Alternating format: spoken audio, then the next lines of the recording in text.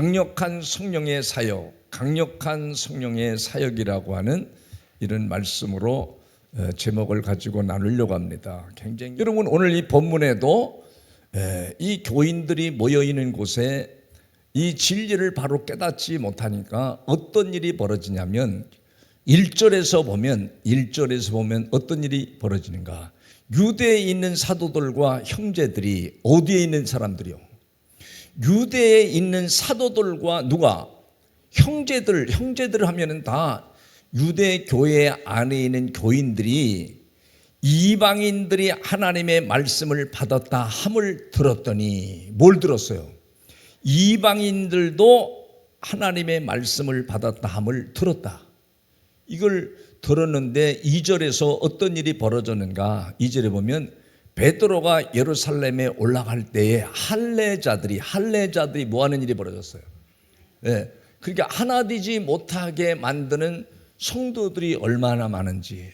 뭐 했죠? 비난했다거나 비난하고 또 공격하고 비판하는 사람들이 생겼다는 거예요. 여러분 잘 생각해 봐요. 제가 지난 주간에 이단 교회 가서 말씀을 증거하고 부흥 집회를 하고 왔어요. 어디 가서? 정상적인 교회가 아닌 이단 교회에 가서 말씀을 증거하고 왔다 그러면 그것이 교회 공동체 식구들에게 알려지면 어떡해요? 뭐 안 된다고 그러잖아요. 그 안 되는 것뿐 아니라 어떻게 이단 교회 가서 목사님이 말씀을 증거하고 복음을 증거하고 오느냐.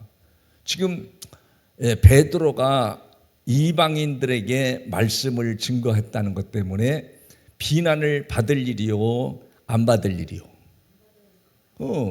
그런데 지금 원래 유대인들의 율법에는, 구약의 율법에는 이방인과 함께 교제하고 또 식사하고 그렇게 하는 것을 금해냈어요. 금해졌어요. 그건 율법이에요, 율법. 그러니까 지금 이 교회 안에도 이 사람들에게 뭐가 있죠? 율법 사상을 가지고 있기 때문에 베드로가 이방인들에게 말씀을 증거한 것 때문에 할례자들은 전부 믿는 자들이에요, 지금. 세례를 받은 사람들과 같은 자들이에요. 그런데 할례자들이 베드로에게 뭐 했죠? 비난하고 비판하는 일이 벌어졌어요. 이 교회가 하나 되지 못하는 교회들이 있었던 거죠. 그렇게 이 비난하고 비판하고 하는 사람들은 대부분 뭐죠? 율법 신앙을 가지고 있기 때문에 그런 거예요.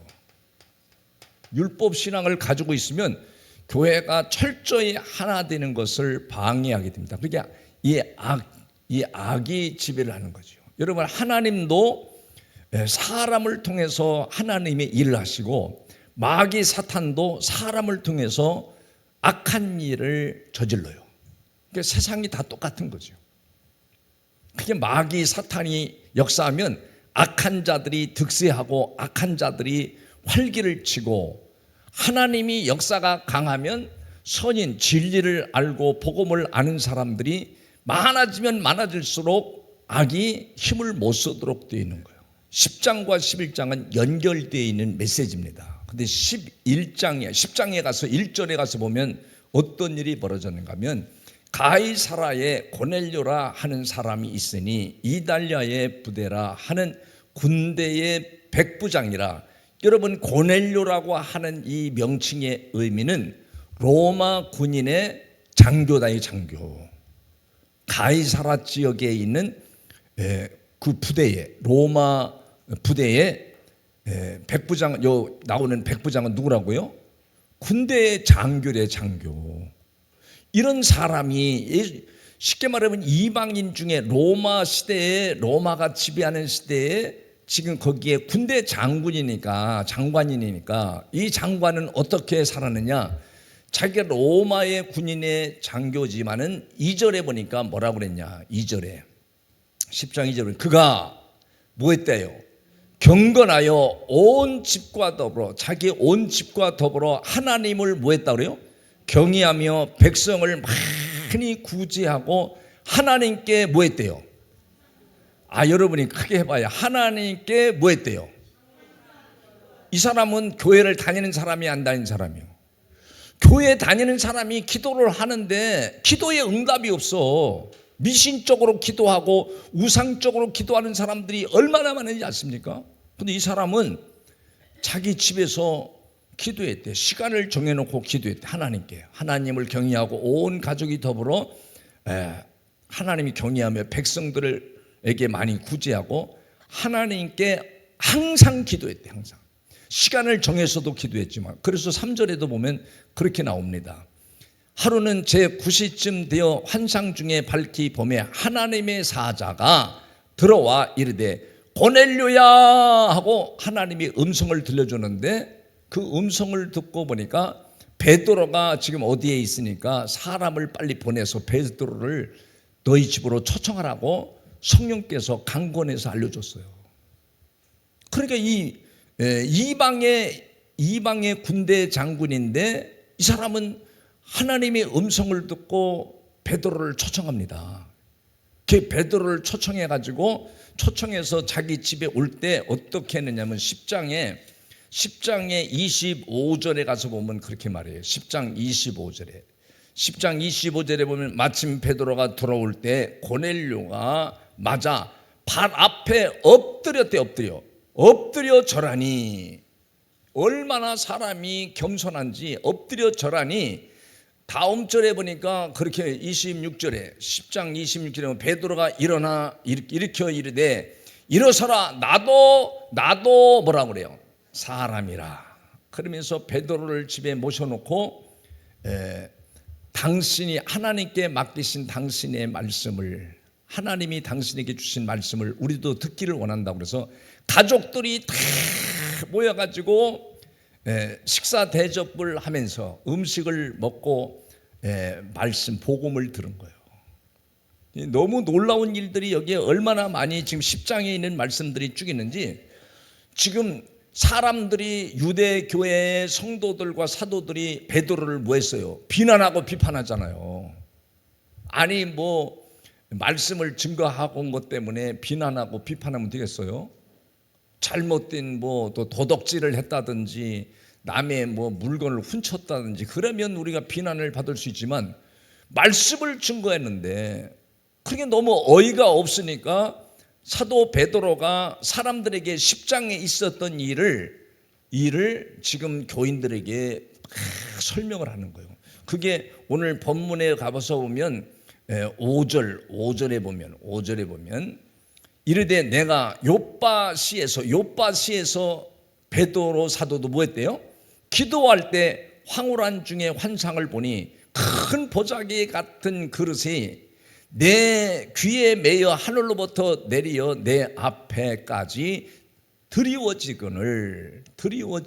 그러니까 좀 기도할 때 환상을 봤어요. 환상을 보고 이상한 환상을 보고 다음 절에는 뭐라 그러죠? 다음 절에서 보면 이것을 주목하여 보니 땅에 4발 가진 것과 들짐승과 기는 것과 공중에 나는 것들이 보이더라.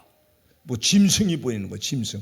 그러니까 유태인들은 택한 선민들은 이방인들을 짐승으로 생각한 거예요. 그리고 차별하고 관계를 안 맺었어요. 그래서 여러분 공중에 나는 것들이 보이더라 그러면서 다음 절에 뭐라고 그랬냐면 또 들으니 소리 있어 내게 이르되 베드로야 일어나 그러면서 뭐라고 그래요? 제가 일어나 그러면 여러분이 거기는 여러분 해야죠. 그럼 내가 조금 더 해줄게. 일어나 잡아 먹으라는 거야. 환상에. 그 일어나 잡아먹으라는 거 뭐예요? 들짐승들 이런 걸 잡아먹으라는 것은 지금 비유로 말한 거니까 잘 모른단 말이에요. 복음을 전하라는 말이에요. 이방인들에게 복음을 전하라, 복음을 먹이라, 그런 말씀을 뭐할 때 베드로 사도에게 환상 중에 기도할 때 이걸 알려준 거예요. 성령께서. 그러니까 여러분 이 고넬료라고 하는 로마 군인의 장교는 기도할 때 하나님이 기도에 응답을 줬어요. 기도의 응답을 뭘로 줬죠? 기도의 응답을 우리가 기도하는 건요, 뭐 세상 일이 잘 되고 그런 걸 위해서도 기도할 수 있어요. 그런 거는 세상 모든 종교가 다 기도하는 거예요. 뭐 자식 잘 되게 해주세요, 남편 잘 되게 해주세요, 내가 하는 일이 잘 되게 해주세요, 사업이 잘 되게 해주세요, 내가 형통하게 해주세요. 뭐 이거는 모든 종교가, 이방 종교도 모든 종교가 다 같이 하는 거예요. 그러나 기독교는 기도하는 목적이 뭐죠? 하나님의 뜻이 뭔가, 하나님의 뜻이, 내가 지금 살아가고 있는 내 인생에 하나님의 뜻이 무엇인가를 위해서 기도하는 거예요. 내가 어떻게 하나님의 뜻을 드러낼 수 있을까, 그걸 위해서 기도하는 거. 두 번째는 이 고넬료라고 하는 로마 군대의 장교는 다른 걸 위해서 기도한 게 아니라 기도할 때 하나님이 환상을 보여주는데 뭘 응답을 줬냐면 복음의 사람을 만나는 것을 응답을 줬어요. 그 여러분이 기도의 응답 중에 가장 최고의 응답이 뭐죠? 복음의 사람을 만나는 겁니다. 그 사도 베드로가 비난하는 유대교, 비난하는 이 성도들에게, 이 비난하는 성도, 율법을 가지고 있는 성도들에게, 하나 되지 못하게 하는 성도들에게 지금 내가 이방인들의 복음을 증거하고 싶어서 증거한 게 아니라 성령께서 이렇게 강권해가지고 그 집에, 기도 중에 환상을 보고 그 집에 가서 복음을 증거하게 됐다, 이렇게 쭉 설명하는 거예요. 11장 12절에 보면 뭐라 그러지? 다 같이 여기 봐요. 다 같이 시작.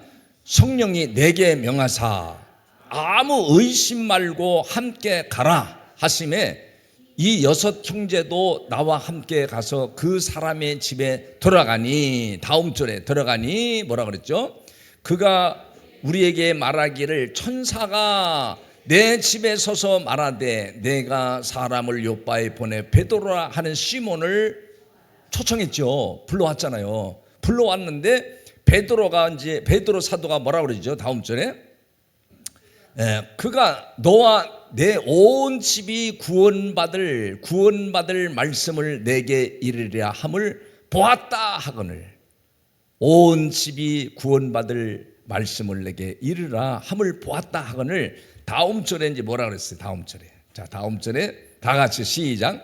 내가 말을 시작할 때는 바로 뭘 말하는 거죠? 복음을 말할 때. 여러분, 그냥 복음을 말할 때 이 복음을 정확하게 가르쳐 줄 때 누가 역사하도록 돼 있어요?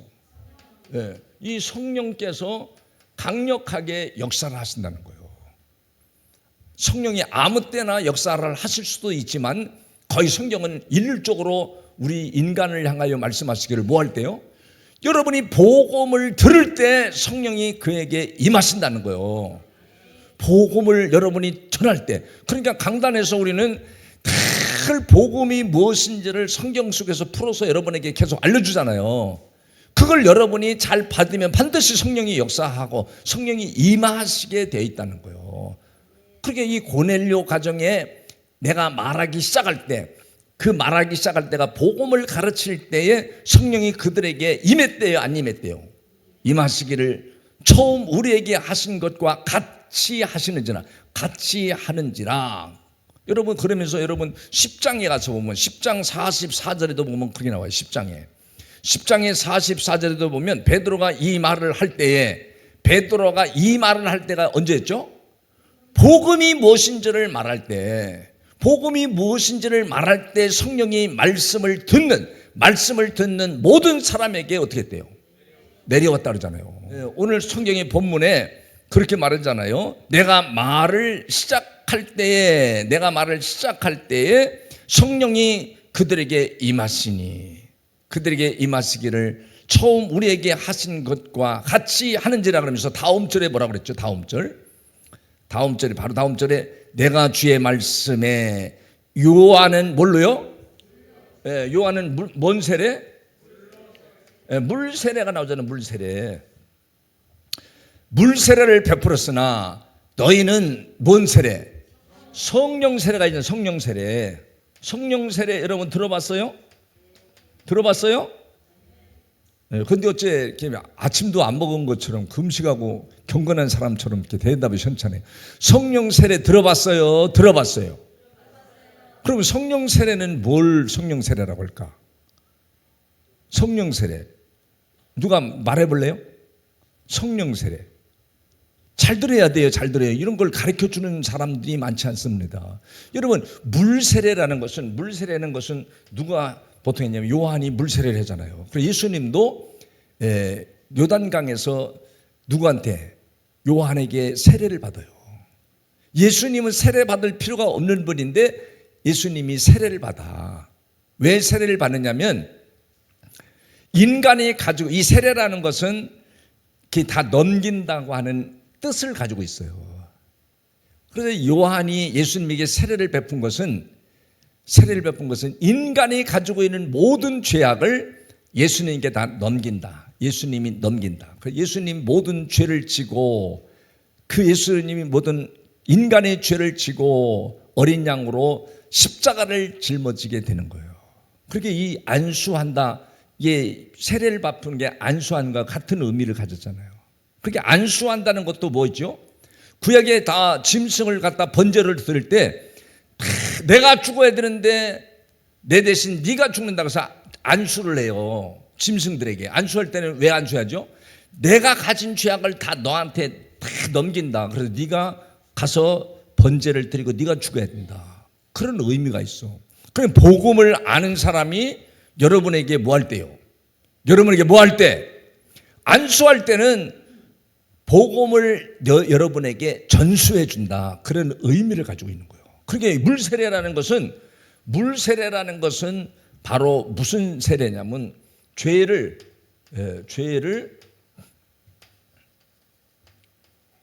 깨닫게 하는 세례예요. 뭔 세례요? 죄를 깨닫게 하는 세례. 그래서 다른 말로는 율법 세례라고도 말해요. 율법 세례. 뭔 세례? 율법 세례. 율법은 뭐예요? 자꾸 자기 죄를, 율법을 알면 알수록, 내가 율법을 지키면 지킬수록 인간이 무능하고 인간이 죄를 질 수밖에 없는 연약한 사람이구나, 연약한 동물이라고 하는 것을 깨닫게 만들어. 율법은 율법의 목적이고 율법의 뜻인 거예요. 그 여러분이 물세례는 뭘 뜻 가졌어요? 내가 죄인이로가 죄를 깨닫게 하는 세례입니다. 성령 세례는 바로 죄를 사함 받게 하는 세례예요. 뭐 하는 세례요? 죄를 사함 받게 하는 세례. 물 세례와 성령 세례는 완전히 다르죠. 물 세례는 우리가 세례를 받을 때 죄를 나도 이제 예수 믿기를 원합니다. 세례 받고서는 세상으로 나가서 세상의 삶을 살아가고 교회에 떠나간 사람들이 있어요. 많지요. 이 성령 세례를 받은 사람들은 죄 사함을 받는 세례를 말해요. 죄 사함을 받는 세례. 죄를 깨닫게 하는 세례와는 완전히 차이가 나잖아요. 다른 말로 말하면 성령 세례를 받은 사람은 오늘 본문에서나 사도행전에서 보면 바로 복음을 받아들이는 사람을 성령 세례를 받은 사람이다. 뭘 받은 사람? 이 복음을 뭐요? 받아들인 사람. 복음을 받아들인 사람을 무슨 사람이라고? 성령 세례를 받은 사람이다 그래요. 그러니까 이 성령 세례를 받은 사람이 죄 사함을 받고 결국은 어디로 가요? 이 하나님 나라에 들어가는 복을 받는 거예요. 구원의 복을 받는 거예요. 성령의 세례를 받는 사람들은 뭘 받은 거죠? 구원의 복을 받은 사람들은 성령 세례를 받았다 그래요. 할렐루야. 이제 구분이 되죠. 그게 오늘 이 고넬료 가정에 우리가 성령 세례를 받았다는 것은 복음을 너희들에게도 확실하게 알게 되었다라는 것을 알려주는 거예요. 성령 세례가 오늘 고넬료 집안에도 임하였다. 오늘 열매교회 온 식구들에게 뭔 세례가? 성령 세례가 임한 줄을 믿으시기를 바랍니다. 이 성령 세례를 받은 사람들은 어떤 사람이라고요? 복음을 받아들인 사람, 죄 사함을 받은 사람, 영원한 하나님 나라에 들어가는 복을 받은 사람. 그래서 여러분 마지막 절에 이제 그런 거예요. 이런 말씀을 베드로가 어디에다가 유대교회 유대교 성도들에게 쭉 설명한 거예요. 왜? 무엇 때문에? 비난하니까, 사도 베드로를 비난하니까 이런 말씀을 쭉 10장에서 있었던 사건, 고넬료 집에 가서 내가 성령 세례를 베풀고 복음을 그에게 증거하고 그 가정도 복음을 받아들였다면서 이 10장에 오늘 18절까지 보고 마칠게요. 18절 보다. 다 같이 18절. 다 같이 18절 보세요. 18절 다 같이 시작.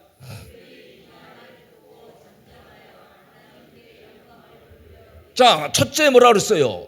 이제 하나가 되는 교회를 가리켜. 하나가 되는 교회. 하나가 되는 교회는 성령이 임하실 때, 성령이 역사하실 때만이 교회가 하나가 되어서 뭐 한다고 그랬어요?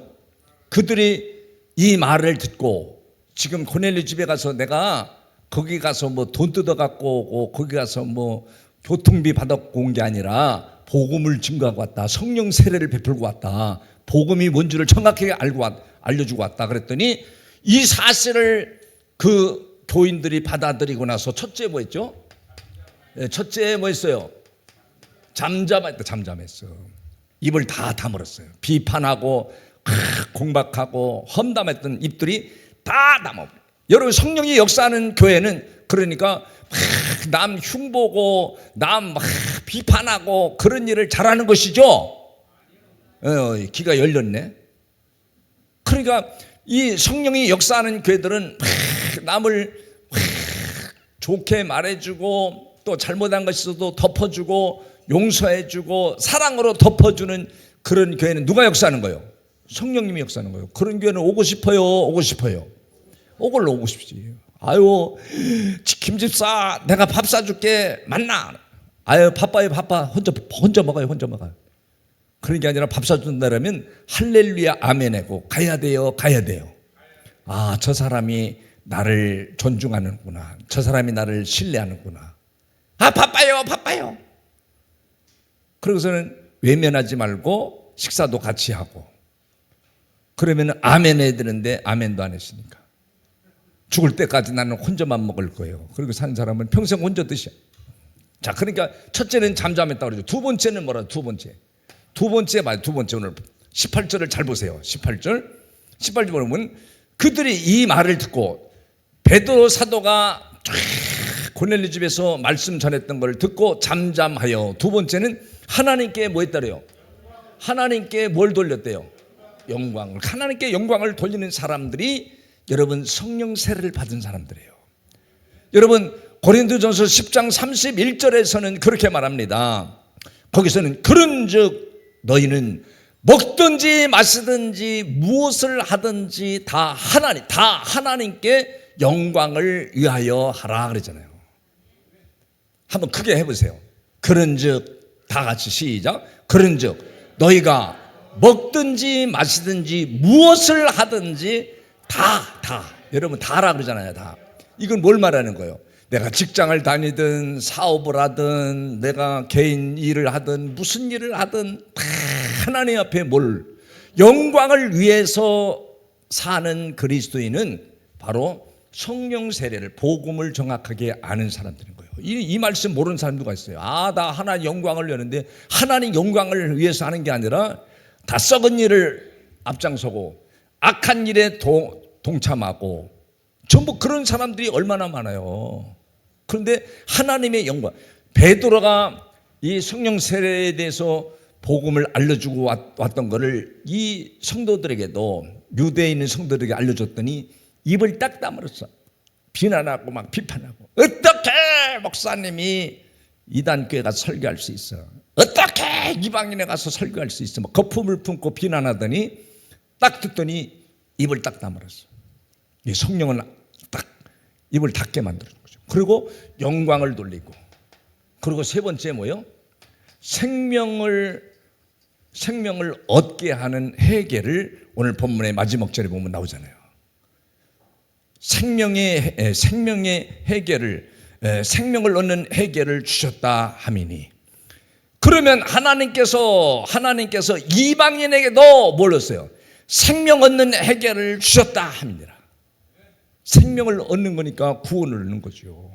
이 성령 세례를 받으니까 그들도 이방인이지만 바로 성령 세례를 통해서 구원을 받는 거예요. 여러분 예수 그리스도는 십자가에서 피를 흘려 주심으로 각 사람에 있는 모든 이방인이나 누구든지 다 예수님이 피를 흘려 주심으로 죄 사함을 받고 정결해지는 역사가 누구에게든지 그걸 받아들인 사람에게는 그런 역사가 임하는 줄을 믿으시기를 바랍니다.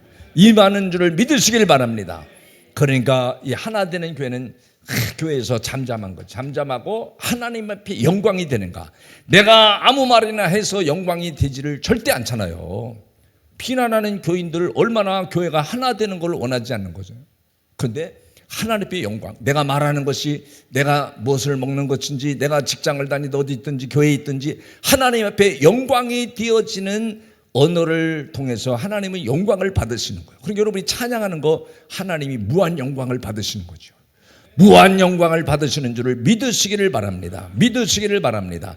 생명 없는 해에게도 하나님이 주셨다는 것을, 이방인들에게도 주셨다는 것을 그들은 알게 되고, 우리가 잠잠하자 그러면서 우리도 복음으로 사는 신자가 된다는 것을 사도행전 교회는 철저하게 가르친 거예요.